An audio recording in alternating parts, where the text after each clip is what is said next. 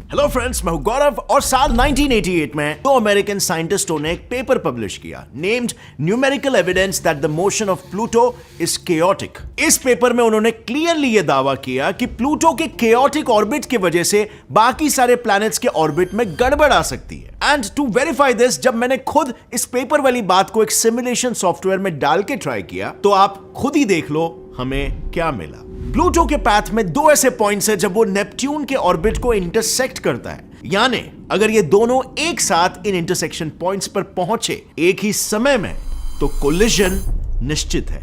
अब mind you, ये collision छोटा मोटा नहीं होगा, यहां से एक पूरा चेन रिएक्शन शुरू हो जाएगा जो हमारे पूरे सोलर सिस्टम को फिर से टू स्क्वायर वन लाकर रख देगा। Just to give you an idea, इस कोलिजन के बाद जो सोलर सिस्टम में बचेगा वो होगा सिर्फ सन और उसके आसपास सारे मरे हुए प्लैनेट्स के अवशेष। And I am not even exaggerating, so it's really like a ticking time bomb. अब फ्रेंड्स, यहां पर भावुक होने के जगह पर थोड़ा रैशनली, थोड़ा लॉजिकली आइए जरा देखते हैं, कैलकुलेट करते हैं कि सिचुएशन क्या है और क्या सच्ची में ये कोलिजन हो सकता है, और अगर कोलिजन होगा तो वो कितना स्ट्रॉन्ग और पावरफुल होगा। सो सबसे पहले let's start with the simulation जिसकी मदद से आपको ये यकीन हुआ कि हां, प्लूटो टकराएगा। तो देखो, सबसे पहले अगर हम इस सिमुलेशन को एक अलग पर्सपेक्टिव से देखें तो सबसे ऑब्वियस चीज जो सामने आती है वो ये है कि प्लूटो का ऑर्बिट टू डिमेंशनली नेपट्यून के ऑर्बिट को कट करते हुए दिखता है, but three dimensionally we can clearly see कि प्लूटो का ऑर्बिट काफी टिल्टेड है एज कंपेयर टू बाकी के दूसरे प्लैनेट्स,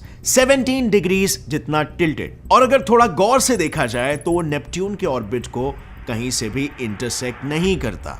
दूसरी चीज, प्लूटो और नेपट्यून के ऑर्बिट्स जब एक दूसरे से सबसे क्लोजेस्ट होते हैं तब उनके बीच में 2.5 AU यानी एस्ट्रोनॉमिकल यूनिट जितना डिस्टेंस होता है। ये उतना डिस्टेंस है बाय द वे जितना सन और अर्थ के बीच में डिस्टेंस है, उससे 2.5 टाइम्स ज्यादा। यानी अगर इस दावे को थोड़ा गौर से देखा जाए तो कोलिजन होने के चांसेस तो बिल्कुल भी नजर नहीं आते। सो इससे यह बात तो साबित हो जाती है कि प्लूटो और नेपट्यून के टकराने के ना के बराबर चांसेस है। बट स्टिल होल्ड अप, मैं जो इतने कॉन्फिडेंस के साथ ये नंबर्स आपको बता रहा हूं उन पे तो कोई भी सवाल उठा सकता है, क्योंकि बात ये है ना, प्लूटो की डिस्कवरी होने के बाद आज तक प्लूटो के कंप्लीट ऑर्बिट को किसी ने नहीं देखा है। तो फिर हमें इतनी एक्यूरेटली प्लूटो के ऑर्बिट के बारे में आखिर पता कैसे चला? वेल, किसी भी प्लैनेट के ऑर्बिट को स्टडी करने के लिए उसे पूरा ऑब्जर्व करने की जरूरत नहीं होती। हम अगर उस प्लैनेट के मास का और उसके एंगुलर वेलोसिटी का अगर पता लगा ले तो उस प्लैनेट के ऑर्बिट के बारे में सारी इंफॉर्मेशन निकाली जा सकती है। Thanks to Kepler's laws by German mathematician और एस्ट्रोनॉमर जोहानेस केपलर, इसके मदद से हम मोस्ट ऑफ द प्लैनेट्स के ऑर्बिट्स का पता लगा पाए।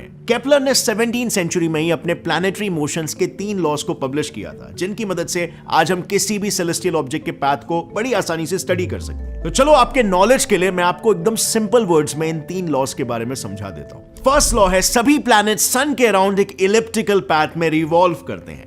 यू सी, केपलर के समय में एस्ट्रोनॉमर्स को यही लगता था कि सोलर सिस्टम के सारे सेलेस्टियल ऑब्जेक्ट्स सन के अराउंड एक सर्कुलर पाथ को फॉलो करते हैं, लेकिन केपलर ने अपने खुद के ऑब्जर्वेशन से थियोरेटिकली और मैथमेटिकली ये प्रूफ किया कि सभी सेलेस्टियल ऑब्जेक्ट्स सर्कुलर नहीं बल्कि एलिप्टिकल शेप के ऑर्बिट में रिवॉल्व करते हैं। अब एक एलिप्स शेप की 2 प्रॉपर्टीज होती है। पहली कि जैसे एक सर्कल का एक सेंटर होता है वैसे एक एलिप्स के 2 फोकल पॉइंट्स होते हैं। अब अगर हम हमारे सोलर सिस्टम के सभी प्लैनेट्स को ऑब्जर्व करें तो उन सभी के एलिप्टिकल ऑर्बिट के एक फोकल पॉइंट पर है sun, as you can see over there.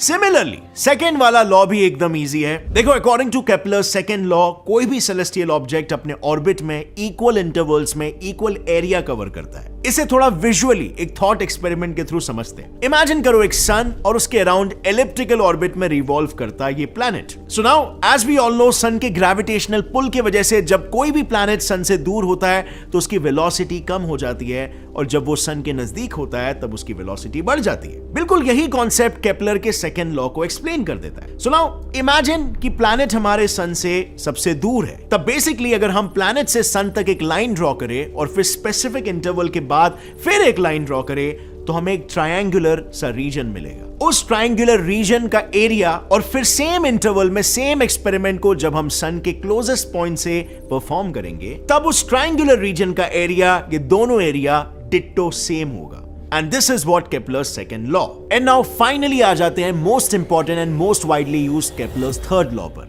इसे समझने के लिए पहले थोड़ी एलिप्स की प्रॉपर्टीज को समझ लेते हैं। तो देखो, एक एलिप्स के दो एक्सिस होते हैं, एक ये मेजर एक्सिस और ये एक माइनर एक्सिस। एलिप्स के मेन सेंटर से जब हम उसे दो हिस्सों में डिवाइड करेंगे तो हमें मिलेगा एक सेमी मेजर और एक सेमी माइनर एक्सिस। इतने तक you are with me? Great. अब अगर एक प्लैनेट के टोटल रेवोल्यूशन के टाइम पीरियड को हम देखें तो that time period is directly proportional to semi major axis. अब ये कैसे? वेल, इस फॉर्मूला की मदद से। अब ये कैसे आया ये बताने चाहूंगा तो एक पूरा अलग ही वीडियो बन जाएगा। सो अभी के लिए इस फॉर्मूला को बस फॉलो करते हैं। So there you go. हम सालों से इन्हीं लॉस को यूज करके प्लैनेट्स के ऑर्बिट्स को स्टडी कर रहे हैं। इन्हीं लॉस को यूज करके किसी भी सेलेस्टियल ऑब्जेक्ट के ऑर्बिट को डिफाइन किया जा सकता है। फॉर एग्जांपल, हमारे अर्थ का ही केस ले लो। All we need is earth का मास और सन के अराउंड रिवॉल्व करने का ऑर्बिटल पीरियड। अगर हमें बस इतना पता है तो हम इस फॉर्मूला की मदद से अर्थ के ऑर्बिट के सेमी मेजर एक्सिस की वैल्यू का पता लगा सकते हैं, और अगर वो मिल गया तो फिर उससे अर्थ के ऑर्बिट का एलिप्टिकल शेप निकालना भी बहुत आसान हो जाता है। तो अब तो शायद आप मेरा यकीन करोगे कि ना ही प्लूटो नेपट्यून के साथ कोलाइड करने वाला है और ना ही कोई चेन रिएक्शन से सोलर सिस्टम तबाह होने वाला है। केपलर के लॉस पर हम पूरी तरीके से भरोसा करके अब रिलैक्स कर सकते हैं, और मे बी नो। 2009 में दो साइंटिस्टों ने केपलर्स लॉ की मदद से एक सिमुलेशन बनाने की सोची, जिसमें उन्होंने 5 बिलियन साल तक के ऑर्बिटल एवोल्यूशन को स्टडी करने का प्लान किया। इस सिमुलेशन में उन्होंने सिर्फ एक छोटे से पैरामीटर को चेंज किया। उन्होंने सन से लेके मर्क्यूरी के डिस्टेंस को सिर्फ 1 mm से कम किया। अब व्हाट डू यू थिंक क्या हुआ होगा? मोस्टली कुछ नहीं, राइट? यूनिवर्स इतना बड़ा है, 1 mm से क्या ही हो जाता है। But here you are wrong. सिर्फ एक इतने से चेंज से हमारा पूरा सोलर सिस्टम इतना केओटिक हो गया, लाइक लिटरली या तो मर्क्यूरी सन में घुस जा रहा था, या तो वीनस से टकरा रहा था, या तो हमारे सारे इनर प्लैनेट्स एक दूसरे से टकरा के तबाह हो जा रहे थे। और इनके इस सिमुलेशन से हम ये कंक्लूड कर सकते हैं कि केपलर के सारे लॉज शॉर्ट इंटरवल के लिए तो परफेक्ट रिजल्ट्स देते हैं, लेकिन लॉन्गर इंटरवल्स में दे डोंट वर्क। तो क्या केपलर के लॉज गलत है? Well, not exactly. You see, Kepler ने अपने लॉज बनाए थे टू बॉडी प्रॉब्लम्स को मद्देनजर रखते हुए। Again a technical word, but don't worry, इसे सिंपल वर्ड्स में समझते हैं। देखो, केपलर से लेके न्यूटन तक सभी ने अपने लॉज बनाते समय दो ही मेन ऑब्जेक्ट्स को कंसिडर किया था। For example, sun and earth, और सन एंड मर्क्यूरी, और मार्स एंड अर्थ। और इसीलिए हम दो ऑब्जेक्ट्स के बीच हो रहे इंटरैक्शन को एक्यूरेटली प्रेडिक्ट कर सकते हैं। बट अगर हम इसमें एक एक्स्ट्रा ऑब्जेक्ट ऐड कर देते हैं तो लॉन्ग इंटरवल्स में इन लॉस की प्रेडिक्टेबिलिटी चली जाती है, क्योंकि सिस्टम बहुत ही ज्यादा कॉम्प्लिकेटेड हो जाता है। चलो इसे भी एक एक्सपेरिमेंट के साथ समझते हैं। सिंपल पेंडुलम के बारे में तो आपने सुना ही होगा। इसे जब मैं एक एंड तक ले जाके रिलीज करता हूं तो इसका पाथ क्या होगा वो हम इजीली प्रेडिक्ट कर सकते हैं। इवन पाथ क्या, हम इसकी वेलोसिटी, पोटेंशियल और काइनेटिक एनर्जी, टाइम पीरियड, सब कुछ प्रेडिक्ट करके इसकी पूरी कुंडली निकाल सकते हैं। लेकिन अब एक काम करते हैं, इसी सिंपल पेंडुलम के नीचे हम एक और पेंडुलम को ऐड कर देते हैं। एंड अगेन, अगर हम सिमिलरली इसे एक एंड पे लाके ड्रॉप करें तो देखो एक्चुअली क्या होता है। हम सेकंड ऑब्जेक्ट एक्चुअली में कहां जाएगा, उसका फर्दर पाथ क्या होगा, ये प्रेडिक्ट ही नहीं कर सकते हैं। और यही सेम चीज होती है हमारे कॉस्मिक स्केल पर भी। अगर हम सन, मर्क्यूरी और अर्थ इन तीनों को एक साथ कंसिडर करके उनके इन्फ्लुएंस एक दूसरे पर कैलकुलेट करने की कोशिश करें तो हम उसे एक्यूरेटली प्रेडिक्ट नहीं कर पाते हैं। और इसी को फिजिक्स में 3 बॉडी प्रॉब्लम कहा जाता है। ये फिजिक्स का आज तक का सबसे बड़ा अनसुलझा प्रॉब्लम है, और यही रीजन है कि 2009 में साइंटिस्ट पूरे सोलर सिस्टम को ठीक से सिमुलेट नहीं कर पाए थे। हाँ, अगर हम सारे प्लैनेट्स को इंडिविजुअली सन से जोड़ें और उनके पाथ को प्रेडिक्ट करने की कोशिश करें तो हमें स्टेबल ऑर्बिट्स के रिजल्ट्स मिल जाते हैं। लेकिन अब ऐसा तो नहीं है कि पूरे सोलर सिस्टम में सिर्फ 2 ही ऑब्जेक्ट्स हैं। इनफैक्ट अभी तक किए हुए ऑब्जर्वेशंस के अनुसार अगर कुइपर बेल्ट और ऊट क्लाउड के स्मॉल एस्टेरॉइड्स और कॉमेट्स को भी जोड़ दिया जाए तो पूरे सोलर सिस्टम में टोटल सेलेस्टियल ऑब्जेक्ट्स का आंकड़ा कई बिलियंस और ट्रिलियन से भी ज्यादा होगा। सो जब हम 3 सेलेस्टियल ऑब्जेक्ट्स के मोशन को एक्यूरेटली प्रेडिक्ट नहीं कर पा रहे हैं तो पूरे सोलर सिस्टम का एक एक्यूरेट सिमुलेशन बनाना ऑलमोस्ट नामुमकिन हो जाता है।